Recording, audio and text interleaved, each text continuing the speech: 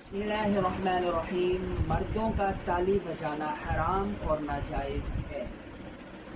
یہ فطیرہ تھا مشرکین کا، منافقین کا۔ جب رسول اللہ صلی اللہ علیہ وسلم مسجد نبوی کے اندر درس دیتے تھے تو باہر سے گزرنے والے منافقین، مشرکین، کفار تالیاں بجایا کرتے تھے، مذاق اڑایا کرتے تھے اور مسلمانوں کو، رسول اللہ صلی اللہ علیہ وسلم کو، صحابہ کرام کو ڈسٹرب کیا کرتے تھے۔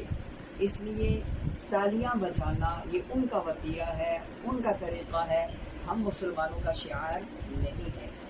ہمیں جب بھی کوئی بات اچھی لگے یا جب بھی کوئی بات پسند آئے تو ہمیں اس پر سبحان اللہ، ماشاء اللہ، اللہ اکبر کہنا چاہیے، نہ کہ تالیاں بجانا چاہیے۔